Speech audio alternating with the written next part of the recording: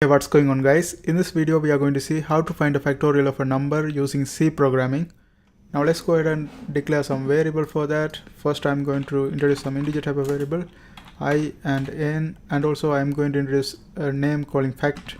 This is to calculate factorial, okay? And then I initialize this one with 1. Now the next thing is we are going to give a prompt to the user to enter the value, because based on the user's input we are going to find out the factorial. For example, if the user enter 5, we are going to find out the factorial of 5, okay? Here we are going to ask the user to enter value of n, and the user is going to enter the value. Whatever the value user enter, we have to get the input. To get the input we have to use a scanf statement. Since the user is going to enter an integer type of variable, we have to put %d, and whatever the value the user enter, we are going to store in n. Okay, now the next thing is we are going to create a for loop.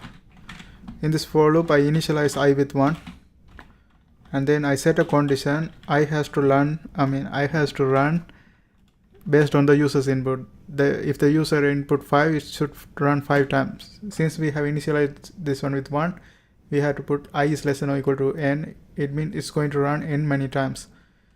Also we have to do the increment by 1, and then inside of this for loop we are going to create the equation for the factorial. I create the equation as factorial is equal to fact times I. So as the loop repeat, the number is going to increase, and it's going to multiply this one by fact, and that's going to find out, like, that's going to be add up to factorial values. Okay, now finally we have to print out we have to display the factorial value. In order to do that, I give a printf statement. In this printf statement we are going to say factorial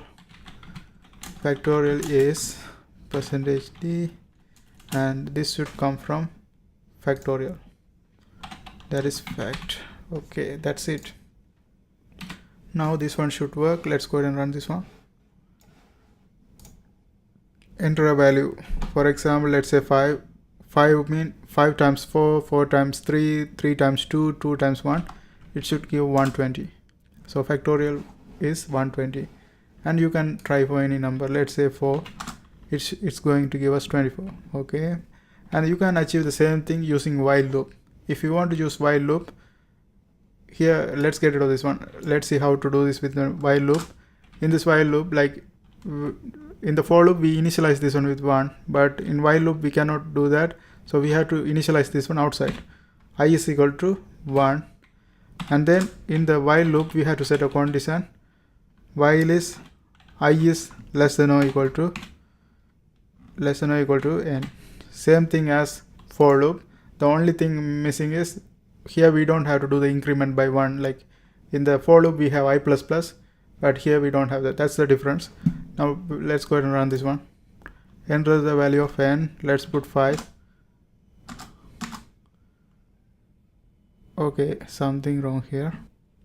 Hey guys, I just found out the mistake. Here, like, we have to do the increment by 1 too. Like the increment by 1 should come inside the while loop. I was just mentioning we don't have to do that, but we have to do the increment here inside of this while loop. So when we do that and run, now it should work. Okay, now it's working. And also let's put 24, let's put 4. It's giving 24, and that's how it works. I hope this helps. Thanks for watching, and if you are trying to access these codes, it's in my blogger. I put the link of my blogger in the description, so you can go ahead and access them.